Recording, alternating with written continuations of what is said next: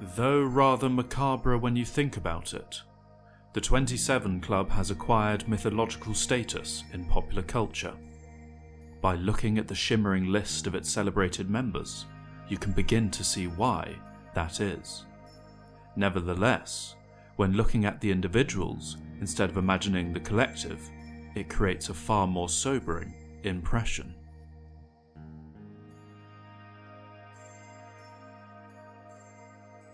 The 27 Club is an informal list of notable figures, including actors, artists, musicians, and even royalty, who passed away at the age of 27.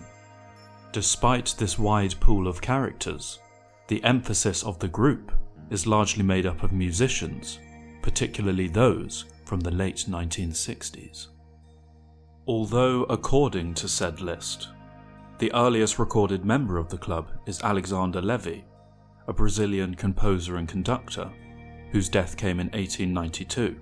His admittance was done so retrospectively.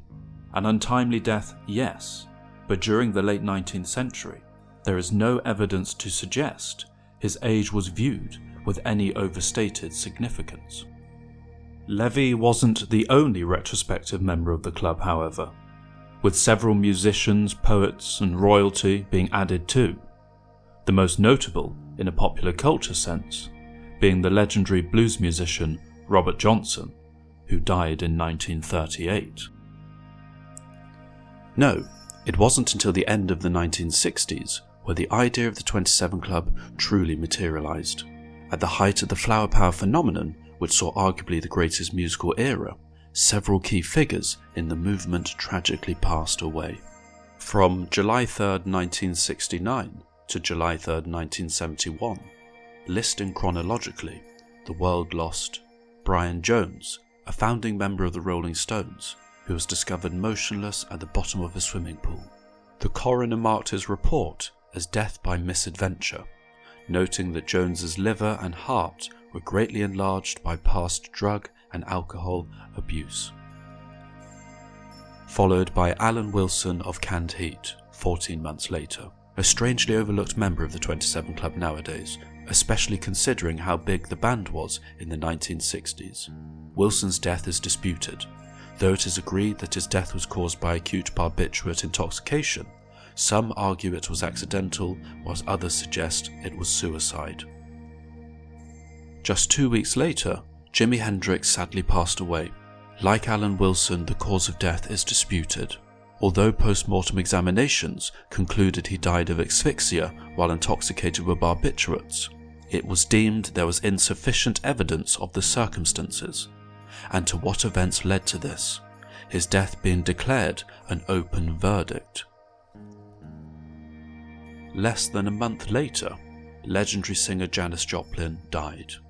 Whilst it seems Joplin's death was accidental, like Jones, Wilson and Hendrix, drugs were involved. The Los Angeles County coroner determined the cause of death to be a heroin overdose, possibly compounded with alcohol. And finally, crooning frontman of the Doors, Jim Morrison, who died whilst living in Paris in 1971. Morrison's death is the least certain of the 5 listed here. Both the location and cause of death are disputed, with some saying he died in his apartment, whilst others saying in a nightclub toilet. In addition, due to not having an autopsy, his death was marked as simply heart failure, so though it is said heroin was possibly a cause, we will never really know. While this was a great loss to the era and popular culture in general, the age in which they all died being 27 sparked, and continues to do so, debate as to what the significance of this was. Are they tortured artists who, like a comet, left an indelible impression on the earth before fading away forever young? Or are they a sobering reminder to potential dangers and consequences that lurk amidst the hedonistic lifestyle that many of them adopted? Dealing with the former point, one of the complicated romantic ideals attached to their early deaths is that they did so, in many cases, during their physical and artistic peaks. Unlike many of their contemporaries who had, or continue to have, long careers and have since grown old, when we conjure up their images and sound, they will always be young, creating the impression of being timeless, untouchable, like gods of old.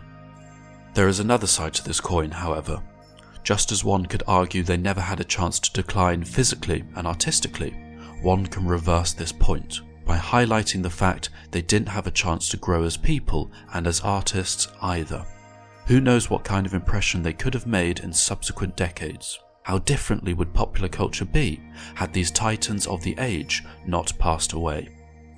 For the latter point, with regards to the 27 Club serving as a warning against hedonistic excess, as opposed to being a romantic title, it is hard to say, though there definitely is a theme when looking at many of its notable members, such as Joplin, Hendrix and Jim Morrison, the varying ways in which other members died, being accidental or through mental and physical illness, it becomes a much more complicated matter.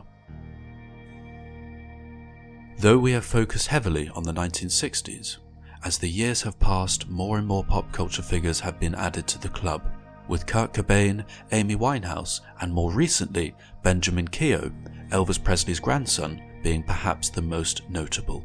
Whatever your views on the 27 Club may be, it seems one common ground can be found, that however any of its members met their end, they left the world far too soon. Thank you for joining us at Canned History. If you enjoyed the video and would like to see more, then like, comment and subscribe.